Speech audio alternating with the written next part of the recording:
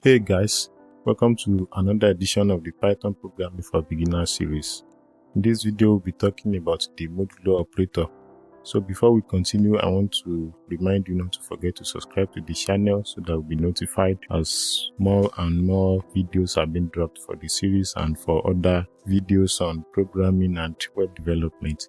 Alright, so what is the modulo operator and what is the function of modulo operator? The modulo operator goes with this symbol of percentage. It uses the percentage symbol, but it is actually not a percentage.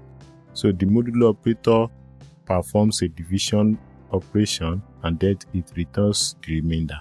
The modulo operators divide one number by the another and then it returns the remainder of the division operation. It doesn't return the value of the division operation, it returns only the remainder of the division operation. So for example, if we have let's say value, let's say we have a variable with the name of value. So let's say value is 4 modulo 2. So what this is performing is it is dividing 4 by 2 and then it will return the value of the remainder.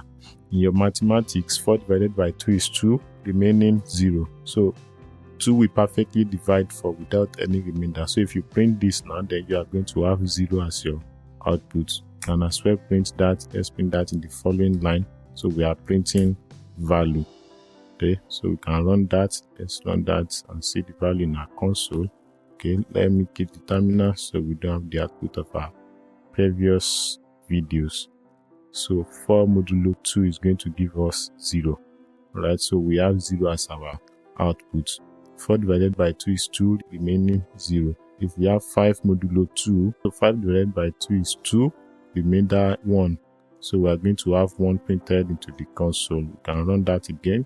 So we have 1 as the output of this operation. The modulo operator can be of help in certain areas. So we can have, for example, if we want to build a checker that checks if a number is either odd or even. You know that any number that is divisible by 2 is going to be even, and any number that is not divisible by 2 is either odd or prime or whatever. So to build such calculator, we can have odd or even number checker. We can combine the modulo operator with the conditional statements. We have odd or even number checker. Before we go to the conditional statement, let's get an input from the user. So we can say user input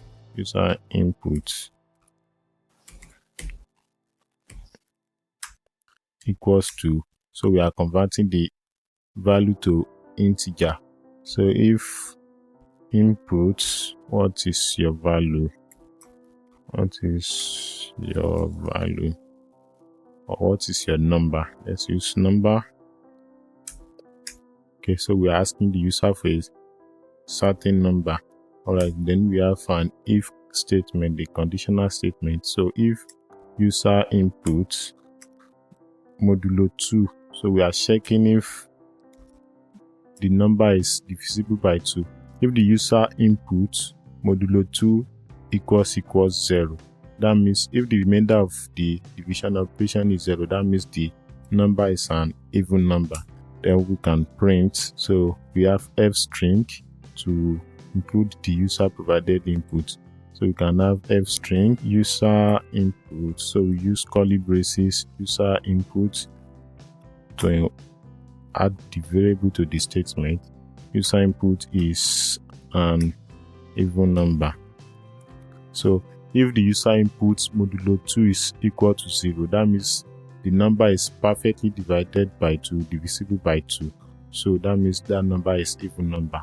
Else, that means if this condition is not true, else, so we have print, then f string to include the user provided input. So we have curly braces, user input is an odd number.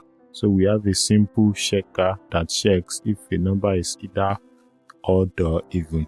So if the number is divisible by 2 without any remainder, then the number is an even number. If it has remainder, That means if the remainder is not 0, then the number is an odd number. If we run this, we can keep this terminal and run this again.